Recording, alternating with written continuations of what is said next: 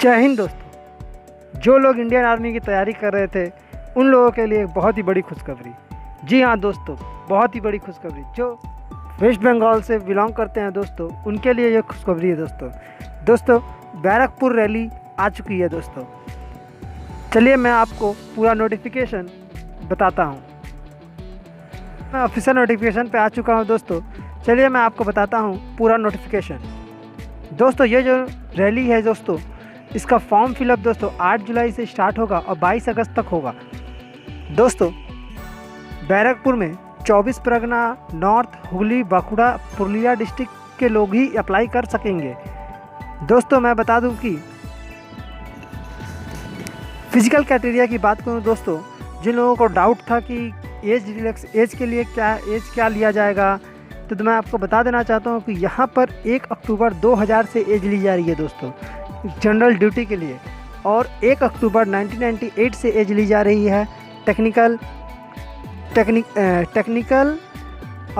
Aviation examiner के, और technical soldier, nursing assistant veterinary, soldier clerk, store keeper, technical soldier tradesman, all arm trade pass, soldier tradesman 8 pass. दोस्तों मैं आपको बता देना चाहता हूँ कि ये जो नोटिफिकेशन है दोस्तों 1 साल बाद आई है दोस्तों। इसका मतलब कि बहुत ही बम्पर भर्ती है दोस्तों, बहुत ही पदों पर ये भर्ती होगी दोस्तों। बहुत ही, मैं आपको बता देना चाहता हूँ, बहुत ही लोगों की इस बार सपने पूरे होंगे। चलिए मैं आप सभी को बता देता हूँ कि जो लोग नए हैं उनको मैं बता देना चाहता हूँ कि सोल्जर जनरल ड्यूटी के लिए क्या एजुकेशन क्वालिफिकेशन है, क्या हाइट है, क्या चेस्ट मापा जाता है, मैं आपको बता देना चाहता हूँ। तो दोस्तों जो सोल्जर जीडी के जो बंदे हैं उनका तो एज तो मैं बता दिया हूँ कि 17.5 से 21 साल, 1 अक्टूबर 2000 से लेकर 1 अप्रैल 2004 के बीच में जिनका एज है वही अप्लाई कर सकते हैं। हाइट की बात करें तो 169 सेंटीमीटर, चेस्ट की बात करें तो 77 सेंटीमीटर, और एक्सपेंड करके 5 सेंटीमीटर। दोस्तों एजुकेशन क्वालिफिकेशन की बात करें तो class 10 matric pass with minimum 40% mark और 33 इन ईच सब्जेक्ट। मैं आपको बताना चाहता हूँ कि जो 45% मार्क आपका 10th में होना ही चाहिए। अगर आपका 44.5 भी है तो दोस्तों आपका नहीं लिया जाएगा दोस्तों। पूरा 45% मार्क से अबव होना चाहिए दोस्तों, या 45% मार्क होना चाहिए। और बता दूं कि ईच सब्जेक्ट में 33% मार्क आपका होना अनिवार्य है। अगर आपका 33% मार्क नहीं है तो दोस्तों आपको नहीं लिया जाएगा। और गोरखा वालों के लिए मैं बता देना चाहता हूँ कि सिंपल 10 पास होना चाहिए और 33% मार्क ऑल सब्जेक्ट में होना चाहिए। सोल्जर टेक्निकल वालों के लिए बता देना चाहता हूं कि उनका एज 17.5 से 23 तक लिया जाएगा, और जिनका जन्म 1 अक्टूबर 1998 से लेकर 1 अप्रैल 2004 के बीच में हुआ है उन्हीं का होगा। हाइट की बात करें तो 169, चेस्ट की बात करें तो 77, और फुलाकर 5 सेंटीमीटर एक्सपेंशन होना चाहिए। और सोल्जर टेक्निकल के लिए भी वही क्राइटेरिया है। और मैं आपको बता देना चाहता हूँ कि एजुकेशन क्वालिफिकेशन इसमें 10+2 होना चाहिए, और intermediate exam pass with science, with physics, chemistry, math and English होना चाहिए with minimum 50% mark in aggregate in all subject and 40% mark in इस सब्जेक्ट होना चाहिए। दोस्तों soldier technical, soldier nursing assistant, nursing veterinary के लिए बता देना चाहता हूँ कि उनका भी एज लिमिट वही है। और हाइट की बात करें तो 169 सेंटीमीटर रखी गई है, और चेस्ट की बात करें तो 77 से लेकर 5 सेंटीमीटर आपका एक्सपेंशन होना चाहिए। इसमें एजुकेशन क्वालिफिकेशन की बात करें तो 10+2 इंटरमीडिएट एग्जामिनेशन पास होना चाहिए। कोई भी साइंस स्ट्रीम से मैथ, फिजिक्स और केमिस्ट्री या फिर बायोलॉजी आपका पढ़ा रहना चाहिए। और इंग्लिश मिनिमम 50% मार्क इन सब में होना चाहिए। इंग्लिश में आपका 50%, साइंस में फिजिक्स, केमिस्ट्री, बायोलॉजी और इंग्लिश में 50% मार्क होना चाहिए in aggregate in all subject, and 40% mark in each subject, और 40% मार्क आपका हर एक सब्जेक्ट में होना चाहिए। और जो लोग 10+2 इंटरमीडिएट एग्जाम पास किए हैं science with physics, chemistry, बोटानी, zoology and English with minimum 50% mark उसमें होना चाहिए, और aggregate in all subject 40% mark सब में होना चाहिए। और क्लर्क वाले बंदों के लिए मैं बता देना चाहता हूँ कि soldier clerk, store keeper, technical के लिए एज लिमिट वही रखी गई है 1 अक्टूबर 1998 से लेकर 1 अप्रैल 2004 के बीच में जिनका जन्म हुआ है उन्हीं का होगा। और हाइट की बात करें तो 162 सेंटीमीटर, और चेस्ट की बात करें तो 77, और फुलाकर 5 सेंटीमीटर। एजुकेशन क्वालिफिकेशन की बात करें तो 10+2 इंटरमीडिएट एग्जामिनेशन पास होना चाहिए in any stream arts commerce science से with 60% mark in aggregate and minimum 60% mark in each subject securing 50% in English and math accounting book keeping in class 12 in mandatory. मतलब कि आपका अगर math account book keeping class 12th में होना ही चाहिए, कोई एक सब्जेक्ट आपका होना चाहिए, चाहे आपका इंग्लिश हो, मैथ हो, इंग्लिश और मैथ अकाउंट या बुक कीपिंग, मैथ अकाउंट और बुक कीपिंग में कोई एक सब्जेक्ट आपका होना अनिवार्य है। सोल्जर ट्रेड्समैन की बात करें तो दोस्तों वही रखी गई है। इसमें हाइट की बात करें तो 169 सेंटीमीटर और 76 सेंटीमीटर चेस्ट होना चाहिए और फुलाकर 76 और फुला के 5 सेंटीमीटर आपका फुलाना चाहिए। और आपको मैं क्वालिफिकेशन की बात करूँ तो सिंपली 10 पास होना चाहिए।